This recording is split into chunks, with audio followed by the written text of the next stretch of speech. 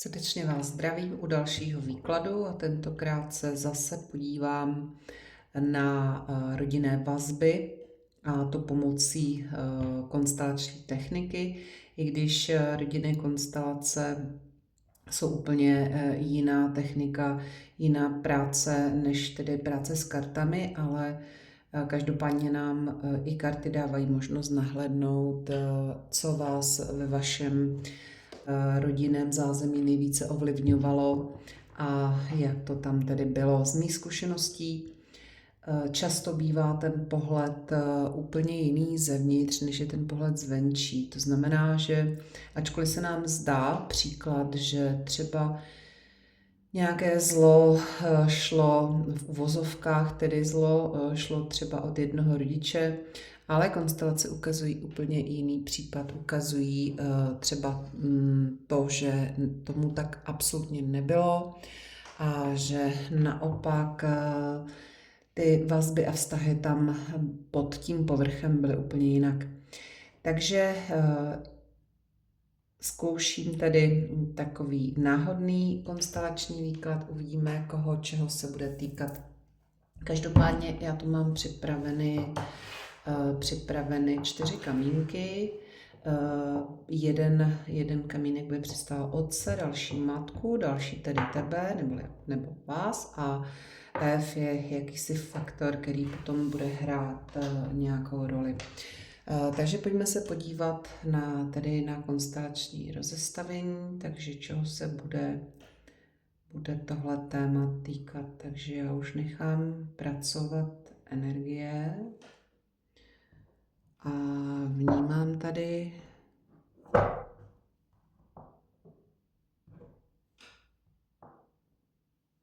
tak, doufám, že na to dobře vidíte. Vnímám tady toto postavení. Z tohohle postavení je zřejmé, že tady v té rodině byl otec z nějakého důvodu izolovaný a vy jste se velice, chce se mi říct, schovávali za svoji matku. Jako byste se před tím otcem, který se ale dívá jinam, on jako by vás tady neviděl, nevnímal, čili tady začínám vnímat to téma, že otec byl tak trošku jako mimo. Tím chci říct, že otec byl nepřítomen, hleděl někam úplně jinam a vy a vaše maminka byli natočení také jiným směrem. Čili tady mi přijde, že vlastně to rodinné zázemí příliš nefungovalo a z nějakého důvodu tady byly ty energie od sebe odvrácené. A já už tady rovnou postavím tenhle faktor, protože by mě zajímalo, co tam v tom hrálo roli. Takže já se jdu napřed podívat tedy na vaši maminku, na vaši matku. Prosím o vaše otce. Tak já už tady vnímám, že vaše matka byla taková budovatelka. Jo? Ona stavěla to rodinné zázemí, ona vypadala, že pečuje, stará se a že vlastně je to tak nějak ta domácnost celá na ní. Uvidíme, jakou roli tady hrajete vy. Já poprosím ještě o ten faktor, který tady stojí vlastně mezi matkou a otcem. Tady to vypadá opravdu na velmi nefunkční vztah, ale jak už jsem o tom mluvila na začátku, tak ono často, takže tady máme ten faktor a vidíme, pojďme se to rovnou poodhalit. Ono často se zdá, že možná, že ta matka dělala, co mohla, ale tady se nám dokonce otočila tahle karta. No, takže už tady se odvíjí příběh, doufám, že na to dobře vidíte. No a ten příběh vypovídá o jedné věci. Vy jste tady tu svoji matku ve všem velmi podporovala, spolupracovala jste s ní a vy jste tady utvořili takovou dvojici, která jako tančila jako spolu, jo, vy až vaše matka. Samozřejmě tady vždycky záleží, jestli jste muž nebo žena, ale já zase tohle otevřené, protože je to vlastně taková zase ukázka, která je tedy samozřejmě hromadná a nelze tedy pro jednotlivce specifikovat. Každopádně tady vidím nějaký tandem vytvořený matkou a otcem. Matkou a vámi. Tady to vnímám, že vy jste spolu jakoby tančili a něco jste budovali. Jo? Tady vás vidím, jak společně něco vaříte, společně chodíte nakupovat, společně uklízíte, děláte věci společně a vy jste na té matce poměrně dost závislí. Jo? Ona tady je ta pevná, jo? Ona je ta, která vás tady drží. Jo? A tady je nějaká osoba, která to zpozdálí sleduje a která jakoby to i tvoří, jo? Ale rozhodně to není ten otec. Tady ještě zasahuje zcela zjevně někdo další. Když se podíváme na to otce, on je od vás jako opravdu odvrácený, ale je od vás odvrácený z toho důvodu, že on někde uvízl v nějakých dětských energiích. Jo? On zkrátka se nedokáže chovat dospěle a on tady jakoby nedokázal vůbec se na to podívat. Jo? Já bych řekla, že i ta vaše spolupráce, že v něm vyvolává nějakou žárlivost, tady vnímám. Jo?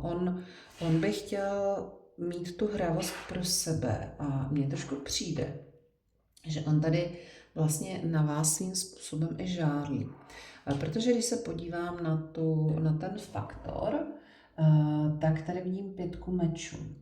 A to mi tady říká, že někdo složil zbraně tady v té rodině. Někdo složil zbraně a to mi tedy spíše jde tady k tomu otci, který tady bude pravděpodobně spíš vázaný na nějaké kamarády a tak, ale a tady ještě směrem jako k té dvojici, vy a vaše matka, jo, tady je to takové, jo, nebudu do toho prostě nějak jako šťouchat, jo. Jako cítím tady velké oddělení od otce a od matky. Taková jako dost slepená rodina, jo. I když přesně ono to na povrchu mohlo fungovat tak, nebo vypadat spíš tak, že ta rodina drží pohromadě, jo, ale tady to ukazuje, tohle postavení, že tady vnímám nedospělého otce, který už všechno vzdal. On se rozhodl, že nebude jako věnovat té rodině tu svoji pozornost. On zkrátka na to nemá sílu a kapacitu. A tady ta vaše maminka, jako by to leželo všechno na ní. Jo? A nejenom ty domácí povinnosti, ale i vy, jo, vy jste na ní byla velmi, velmi vázaná. No a já ještě jednou tedy to zamíchám a mě by zajímalo ještě se podívat tedy blíž na toho vašeho otce.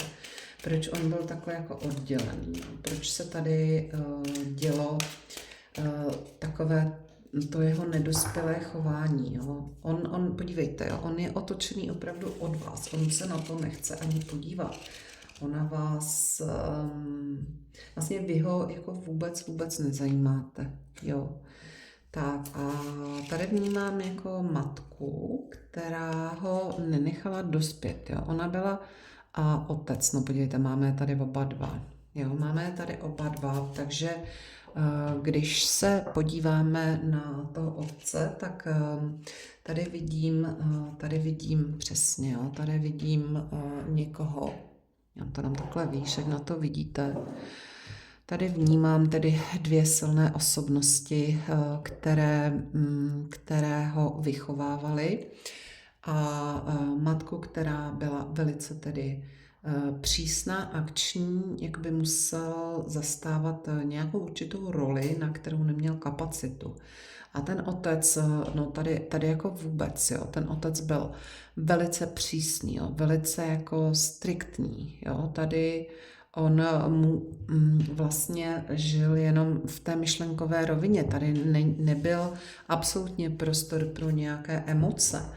Jo, možná ta matka se to snažila, čili vaše babička se to snažila nějakým způsobem zachraňovat, dávat nějakou živější energii do toho vztahu, ale tady bych řekla, že ten dědeček byl jako velice, velice přísný člověk, který nesnesl odpor a nedovolil vám vlastně emočně dospět. Jo?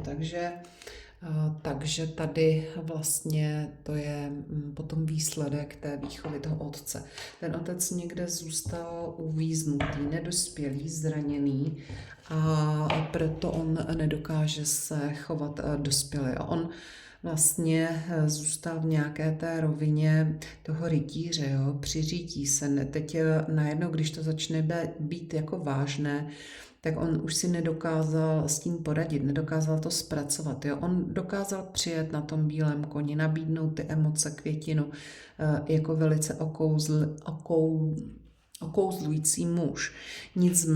Nicméně dál už si s tím nedokázal poradit, protože ty jeho rodiče ty emoce ho vlastně nenaučili zpracovávat a on s tímhle nastavením odešel do toho dalšího vztahu. Takže tady zůstal uvíznutý v těch nedospělých energiích a protože se s tím nevěděl rady, tak tady mezi vámi tady zůstala viset překážka. Jo? Překážka, která neměla vlastně žádný směr. Jo? On jakoby, on na to jako to nahlížení, jo, na to je takový, jako řítím se rychle, jako, ale mně přijde od toho pryč, jo. A tady mi i přijde, že z každé strany, pokud byl nějaký pokus o opravdový vztah, tak možná se to tak zdálo, ale ve finále na tom vztahu nebylo absolutně nic pravdivého. No a pojďme se podívat dál. Já si tady vezmu jiné karty.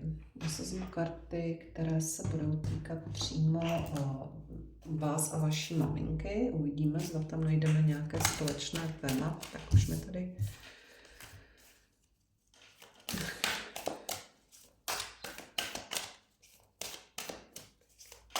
Takže budeme se podívat, ta vaše matka se tedy od toho otce vašeho odvrátila, jo, a vás stáhla sebou, jo. Vás stáhla sebou, takže tady se nám rozvíjí příběh právě toho nedospělého otce, který neměl příležitost dospět, který neměl příležitost vlastně vůbec jakoby poznat, co to je emoce, co to je empatie, co to je radost, láska, štěstí, protože jeho otec byl opravdu velmi, velmi přísný. Já tady vnímám opravdu člověka, který neměl tedy s ničím slitování a tím pádem ten vlastně váš otec zůstal otočený zády, protože podíváme se na tu vaši maminku, protože vaše maminka, no, tak ta má tady tedy energie hvězdy, podíváme se dál, a 9 pentaklů, jo. Ona si přála to rodinné štěstí, ona byla ochotná ho budovat, jo. Ona měla vlastně to tak jakoby nastaveno, že ano, jo, že já ten domov vybuduju, já si přeji to štěstí. A já proto udělám cokoliv. Ta vaše maminka byla ochotná udělat cokoliv. Jenomže ona tahle karta mi říká o tom, ona vlastně úplně nevěděla přesně, co, do čeho jde, co má dělat. Jak se má k určitým věcem postavit. Jo. A tím, že vlastně teprve začínala poznávat život, tady mi to trošku říká, že se brali velice mladí. Jo, jakoby on chtěl už tady z téhle rodiny utéct, ten váš otec, a ta vaše maminka zase byla plná takových přání, ke kterým ale neznala ty podklady, nevěděla tu pravdu a trošku mi tady přijde, že se rozhodla, že se za ten svůj splněný sen, že ona se jako umorduje, jo, že se omlouvám za ten výraz, ale že ona se upracuje, aby tu rodinu nějak slepila, držela pohromadě. Jo, ona měla opravdu velkou víru, že ta rodina bude fungovat podle toho, jak ji zřejmě znala ona. Jo? Ona pravděpodobně tady vnímám trošku harmoničtější rodinné zázemí té vaší maminky. Jo, a podívejte, ona skutečně znala tohle, znala to naplnění, znala tu rodinnou idylku, jo, ale z nějakého důvodu si vzala toho vašeho otce, který tedy přišel z absolutně odlišného prostředí. No a vy jste se tady navázali na tu vaši maminku a podívejte se, převzali jste takový ten její model, nebo vůbec ten model. Já nechci vidět tu pravdu. Jo, já se budu držet té maminky, ta je pro mě jistota, jo.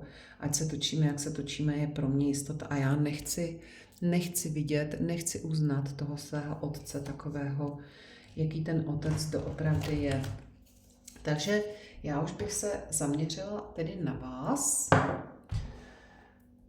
Co tedy s vámi tento rodinný model vlastně udělal?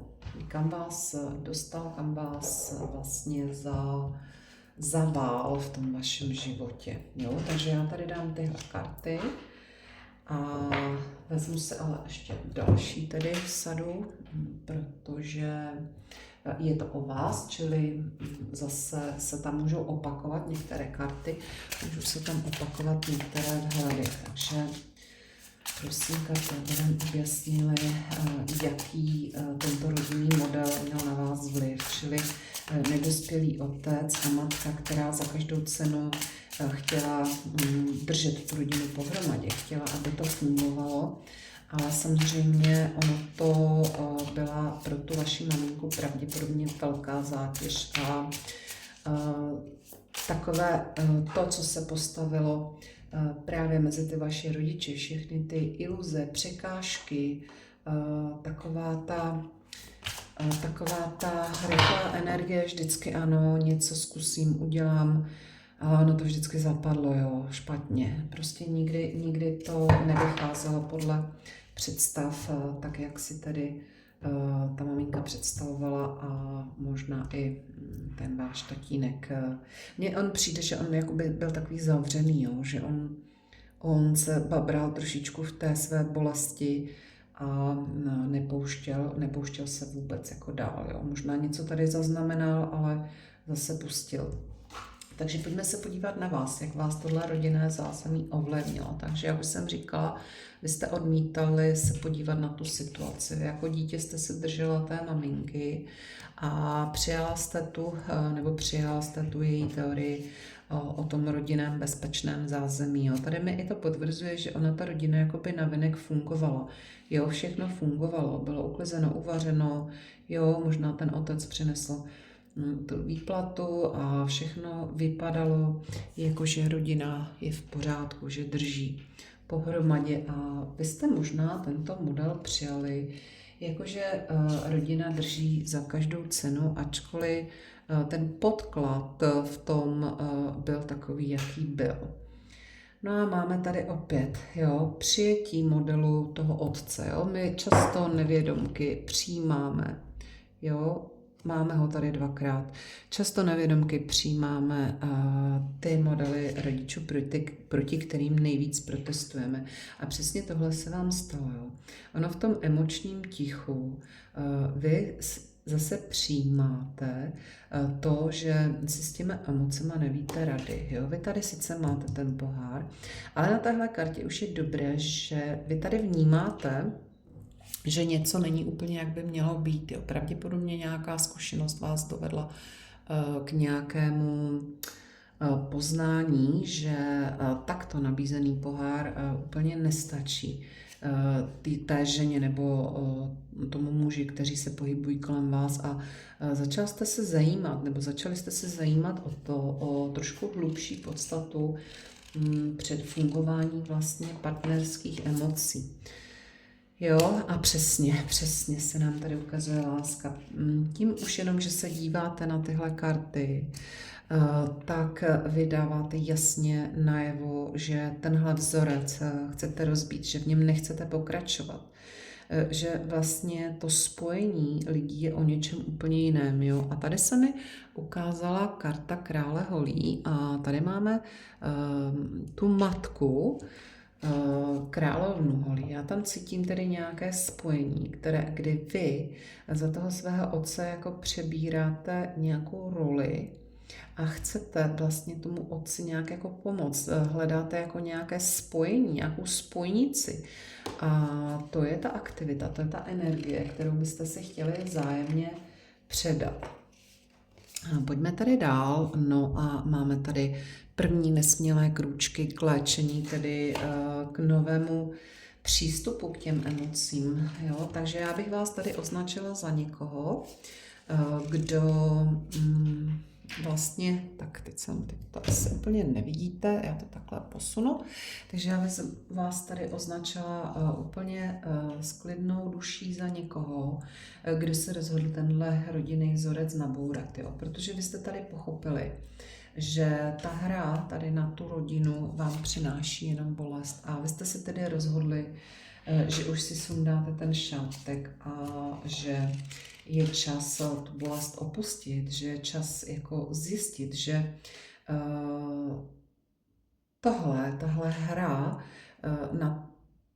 hra s emocemi, že přináší jenom zármutek, žal.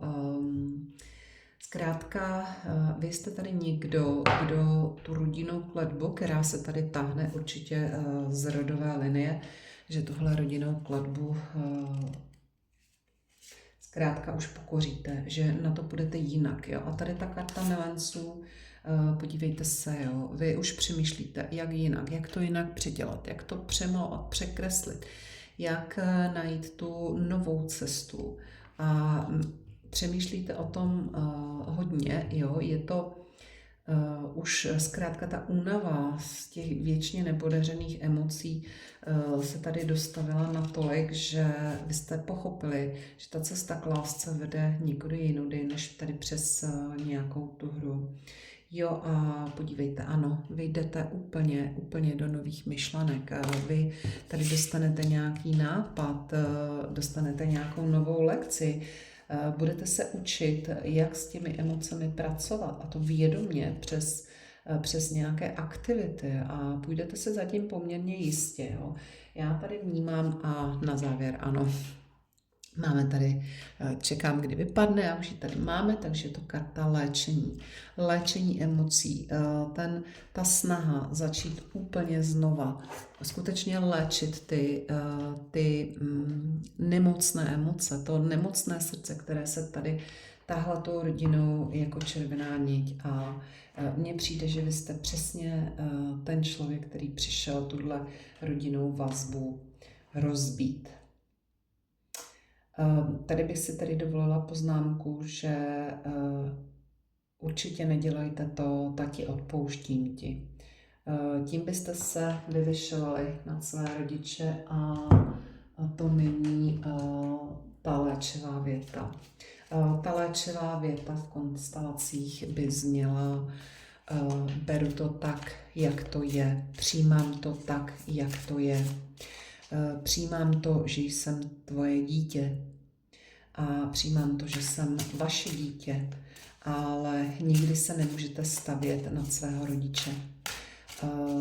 Vy jste tady od toho, abyste léčili celou tuhle nezdravou situaci, ty zraněné emoce.